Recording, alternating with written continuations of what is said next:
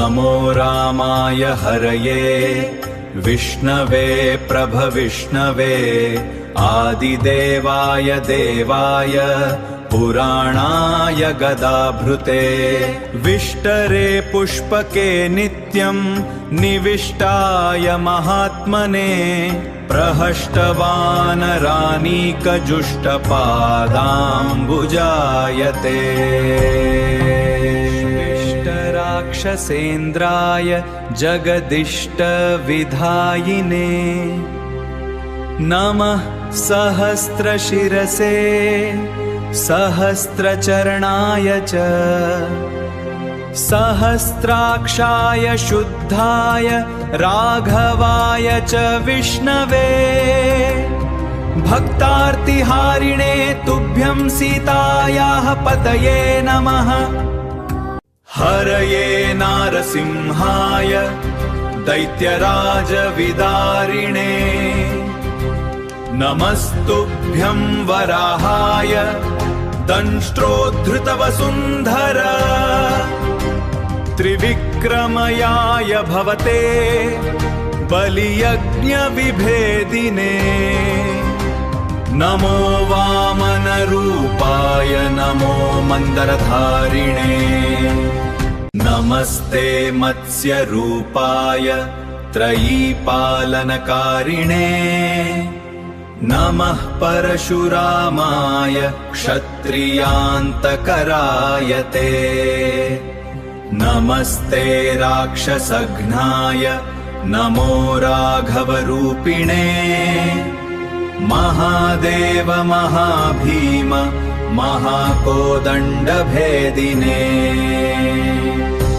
क्षत्रियान्तकर क्रूर भार्गवत्रासकारिणे नमोऽस्त्वहल्यसन्तापहारिणे चापधारिणे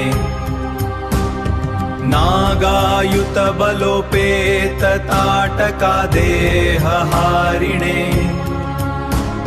शिलाकठिनविस्तारवालिवक्षो विभेदिने नमो मायामृगोन्माथकारिणे ज्ञानहारिणे दशस्यन्दनदुःखाब्धिशोषणागत्स्य रूपिणे अनेकोर्मि समाधूत समुद्रमदहारिणे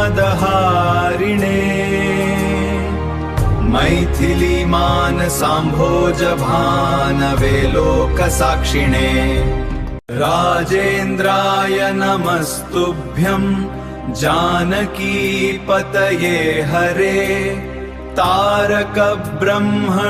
तुभ्यं नमो राजीवलोचना रामाय रामचन्द्राय वरेण्याय सुखात्मने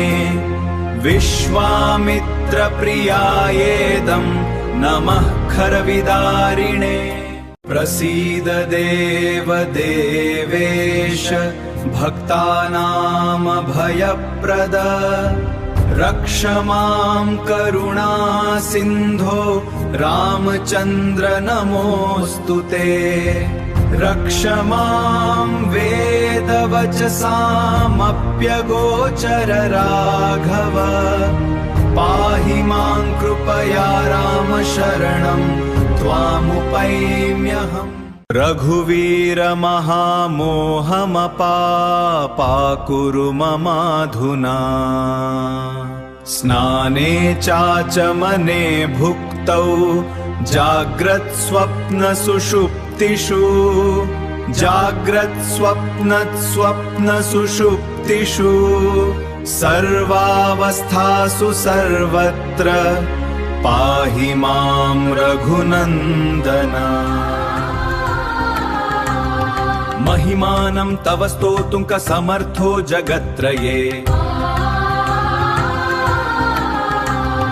त्वमेव त्वन्महत्त्वं वै जानासि रघुनन्दना।